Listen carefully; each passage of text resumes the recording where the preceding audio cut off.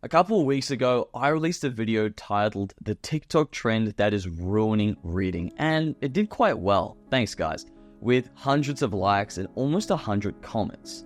Now, while reading the comments, I noticed something quite interesting. It seems that a lot of people don't actually enjoy reading, with some people even mentioning that they hate reading entirely. One person named Ernie really disliked reading. His comment was spot on in terms of what he was saying, but it really made me wonder, why and where was his hatred for reading coming from? Now, this resonates with me quite well because before June 2023, I actually despised reading, as I felt it was something that was very boring, it was dull, and only nerdy kids at school read. Okay, to be completely honest, the last book that I read from start to finish before 2023 was in year 5, 2015, when I read Diary of a Wimpy Kid, simply because there were more pictures than words in that book. But since June last year, I've kept track of every single book that I've read, and I've read a total of 20 books in the past year, almost 2 books a month. What changed? Why did I go from someone who completely hated reading to someone who non-stop reads 2 to 3 books a month? Let's start with school. Here in Australia, English is a compulsory subject. Every student in this country must do English from year 7 to 12. Usually each year you will do some sort of unit based around a book. So in your high school career, most students end up learning about 6 books. Now this, in my opinion, is the beginning of the end. Reading books in school has to be one of the most boring tasks in the world. They give you a book that you are not interested in at all, and instead of reading it for the sake of reading, you are told you need to find quotes and techniques to prepare for an upcoming assessment or exam. Now, I don't know about you guys, but reading to prepare for a school exam is about the last thing I wanted to do in the entire world.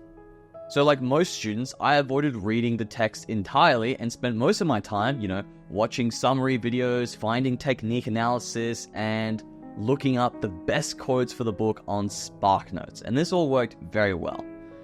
Now, this is why so many people hate reading. We start to associate reading with work or assessments, which completely puts us off from reading entirely.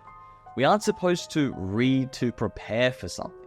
We read to feel emotions, to follow a story, and to become attached to a fictitious character that brings us joy and comfort when we need it the most, or just to learn something new, not to analyze how Bob Smith used a metaphor to convey how Deborah loves John.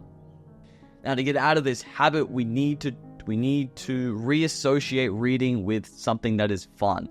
Maybe starting reading clubs with friends or rewarding ourselves when we read a certain number of pages each day.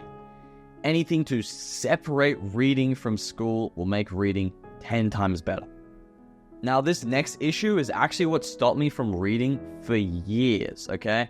And that is the law of inertia. Now, Isaac Newton's first law of motion states that an object at rest remains at rest, or if it is in motion, remains in motion at a constant velocity unless acted upon by a net external force. Wow. Pretty much, if you are in motion, it becomes really difficult to stop moving unless acted upon by an external force, such as, air resistance, or if you're walking a wall. Additionally, if you are standing completely still, it actually takes a lot of energy to begin accelerating, but requires significantly less energy once you remain in motion, so when you're walking. Now, this not only applies in physics, but in study, in sport, work, love, and for us, reading. Now, everything is based on this law of inertia. The hardest part about studying is getting into the study. The same as work. Once you are working, it's very hard to stop because you are in the flow state.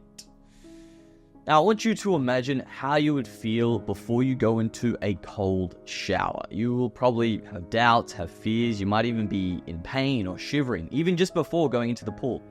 But most likely or not, when you get into it, you will feel great, okay? Now we need to apply this to reading. The reason I never read was because I never tried to start reading or didn't give myself enough time to get into the flow state. Now I knew that books were super important to become successful. As, legendary investor Charles Munger once said, "In my whole life, I have known no wise person who didn't read all the time. None." So what we need to do is simply start.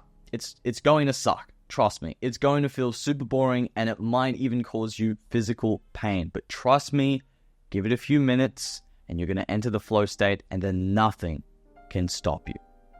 That's how I fell in love with reading. Now, I remember I sat on a bus in the middle of Brisbane one day, right? I was super bored and I just decided to read. I was like, what the hell? I might as well. And that was literally the best decision I ever made. Now, if you are struggling to get started, set a 5-minute timer and start reading. Once the timer goes off, you will most likely want to keep reading because you will be in the flow state and will completely forget that the timer even exists. Lastly, and probably the biggest barrier to start reading, is actually media. It seems that in every one of my videos, I start talking about media in some way or another, but that's just because there really is a lot of issues when it comes to media, and we want to fix these issues as soon as possible. Now, I actually remember watching a video from Gerbert Johnson, if you know who that is, yesterday, about how to stop over-consuming media. And he mentioned something very interesting. And if you didn't know, consuming online media speeds up the passage of time. Time passes quicker when we consume media. He explained that time is perceived by memories that we experience. The more fulfilling memories we experience, the slower the passing of time feels because more is happening for our brain. More memories are being formed. But when we watch TikTok, no new memories are being formed because nothing significant is occurring when we watch. We're just doing it to pass the time, so time flies by. Now, he also asked a super important question in the video.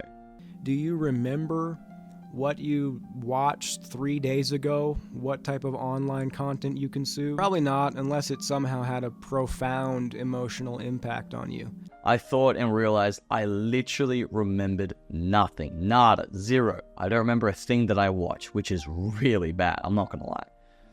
Now, reading is slow and boring sometimes, but in some ways, that is what makes it really good for us, as it slows down the passing of time.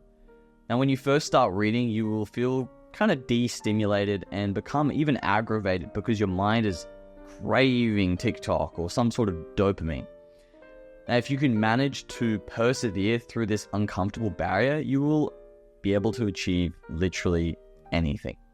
The next time you're watching media, remember how it is specifically designed to make you watch, with algorithms built with the sole purpose of keeping you from doing anything other than watching.